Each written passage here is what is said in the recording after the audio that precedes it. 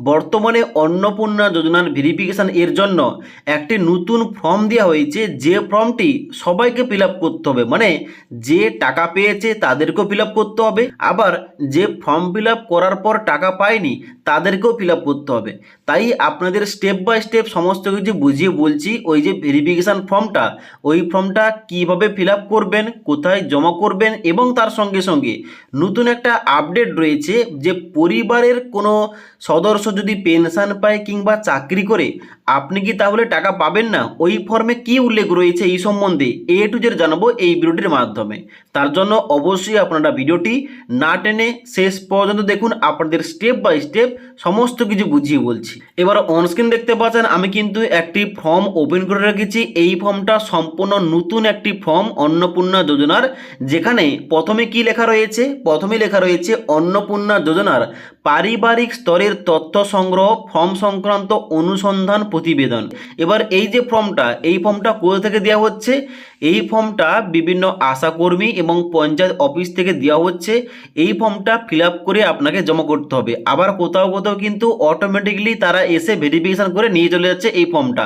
আর অনেকের কিন্তু এই ফর্মটা দিয়ে যাচ্ছে এবং অবশ্যই ফিল আপ করে রাখতে বলছে, এবং ফিল আপ করার পর জমা করতে হচ্ছে আশাকর্মীকে। ওকে, এবার এই ফর্মটায় কি উল্লেখ রয়েছে, এখানটায় কিন্তু সম্পূর্ণ আপনাকে ফর্মটা ফিল আপ করতে হবে এবং কয়েকটি গুরুত্বপূর্ণ পয়েন্ট উল্লেখ করা রয়েছে, কারা পাবে কারা পাবে না, এবং এই সম্বন্ধে নতুন আপডেট রয়েছে আপনাদের বলছি। এবার এখানটায় ফর্মের প্রথমে কি দেওয়া রয়েছে, ফর্মের প্রথমে দেওয়া রয়েছে অ্যাপ্লিকেশন আইডি। এই ঘরটায় কোন আইডি বসাবেন, আপনি যে অনলাইন আবেদন করেছিলেন, অনলাইন আবেদন করার পর যে রিসিপ্ট বেরিয়েছে ওই রিসিপ্টে অ্যাপ্লিকেশন আইডি লেখা রয়েছে, ওই আইডি নম্বরটা এখানটায় লিখে দেবেন। এবার যারা অফলাইনে ফর্ম ফিল আপ করে জমা দিয়েছিলেন, টাকা পেয়ে গেছেন, অবশ্যই আপনার কাছে এই আইডি থাকবে না, আপনি আশাকর্মীকে জিজ্ঞাসা করবেন, অবশ্যই কিন্তু ওনার তরফ থেকে জানিয়ে দেওয়া হবে। তারপরে এখানে আধার নম্বর এবং এপিক নাম্বার, যেখানটায় কিন্তু আধার কার্ডের নাম্বার বসাতে হবে এবং এপিক কার্ডের নাম্বার বসাতে হবে। এবার এই যে আধার কার্ডের নাম্বার এবং এপিক কার্ডের নাম্বার, এই নাম্বারটা কার দেবেন, এই নাম্বারটা অবশ্যই যে হেড অফ ফ্যামিলি তার বসাবেন। মানে অনলাইন কিংবা অফলাইন আবেদন করার সময় আপনি পরিবারের প্রধান যাকে রেখেছিলেন তার আধার কার্ডের নাম্বার এবং এপিক অর্থাৎ ভোটার কার্ডের নাম্বারটা বসিয়ে দেবেন, এবং ডান দিকে HOF এর পরে কিন্তু পরিবারের প্রধান যাকে রেখেছিলেন তার নামটা দিতে হবে। এবং তারপরে বলা হচ্ছে নিচে এখানে আমির পর কিন্তু অবশ্যই আবেদনকারী অর্থাৎ যে অন্নপূর্ণা যোজনার টাকা পেয়েছে কিংবা অন্নপূর্ণা যোজনার জন্য আবেদন করেছে ওই মহিলার নামটা এই ঘরটায় লিখতে হবে। কারণ ডান দিকে লেখা রয়েছে স্বামী, পিতা অথবা শ্বশুর, তার জন্য কিন্তু এখানটায় লজিক অনুযায়ী আমির পরে কিন্তু অন্নপূর্ণা যোজনায় যে টাকা পাচ্ছে মহিলা কিংবা টাকা পাবে তার নামটা লিখতে হবে। ডান দিকে স্বামী, পিতা, শ্বশুর, এখানে কিন্তু লিখতে হবে তার নামটা। যদি শ্বশুর হয় শ্বশুরের নাম লিখতে হবে, যদি স্বামী হয় তাহলে কিন্তু স্বামীর নাম লিখতে হবে। তারপরে গ্রামের জায়গায় তার গ্রামের নাম, তারপরে গ্রাম পঞ্চায়েতের নাম, তারপরে ব্লকের নাম এবং তারপরে জেলার নাম।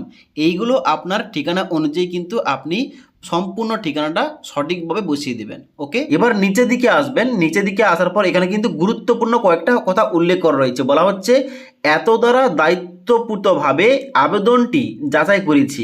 মানে এটা কে যাচাই করছে, যে আশাকর্মী কিংবা পঞ্চায়েত দপ্তরের যে লোক আপনাকে ফর্মটা দেবে সে কিন্তু এখানে যাচাই করছে এবং বলছে যে আমি আবেদনপত্রটি এবং তাতে প্রদত্ত তথ্য পেয়েছি, অতএব আবেদনপত্রটি গ্রহণ করার জন্য সুপারিশ করছি।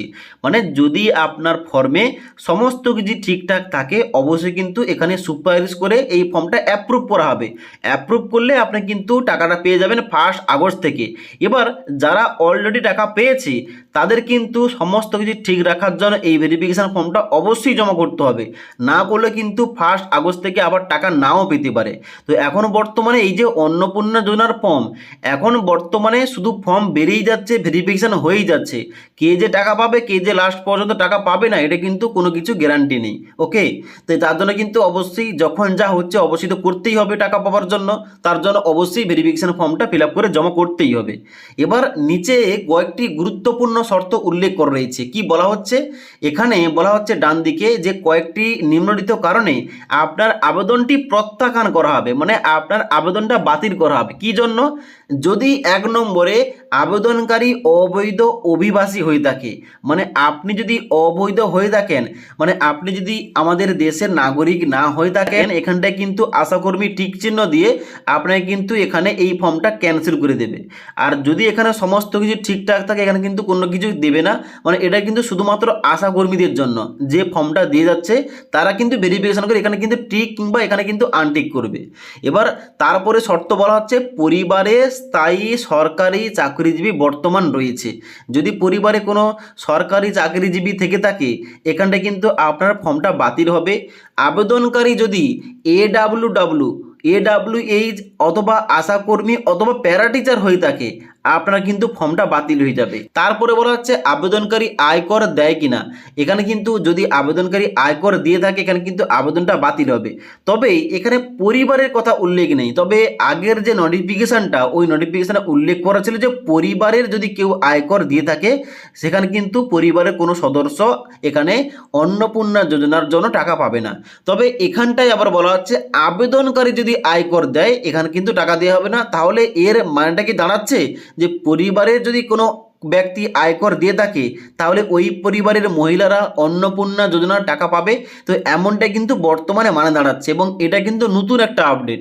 তারপরে বলা হচ্ছে আবেদনকারী যদি সরকারি পেনশনভোগী হয়ে থাকে, মানে শুধুমাত্র যে আবেদন করছে সে যদি পেনশন পায় টাকা পাবে না, তবে পরিবারে যদি কেউ পেনশন পায় তাহলে কিন্তু টাকা পাবে। এর মানেটা কিন্তু এই দাঁড়াচ্ছে। তারপরে বলা হচ্ছে পশ্চিমবঙ্গের স্থায়ী বাসিন্দা নন। যদি আপনি পশ্চিমবঙ্গের স্থায়ী বাসিন্দা না হয়ে থাকেন, টাকা পাবেন না। এবং অন্যান্য কারণ লেখা রয়েছে, মানে যদি উনি দেখছেন, মানে যে আশাকর্মী উনি দেখছেন যে এখানটার মধ্যে কোনো কারণ নেই এখানে ফর্মটা বাতিল করার জন্য, তাহলে কিন্তু অন্যান্য কারণের জায়গায় কিন্তু লিখতে হবে। ওকে, তো এটা কিন্তু শুধুমাত্র আশাকর্মীদের জন্য। তো আপনাদের ফিল আপ করতে হবে উপরের পার্টটা, মানে এখানে আপনাকে অ্যাপ্লিকেশন আইডি এখান থেকে শুরু করে এখানে কিন্তু আপনাকে জেলা পর্যন্ত এখানটা কিন্তু আপনাকে ফর্মটা ফিল আপ করতে হবে।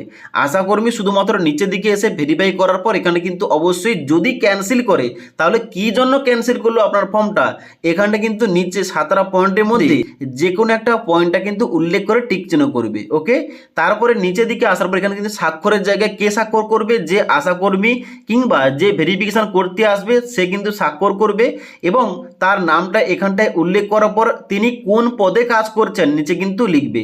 এখানে কিন্তু আপনাদের কোনো কিছু করতে হবে না।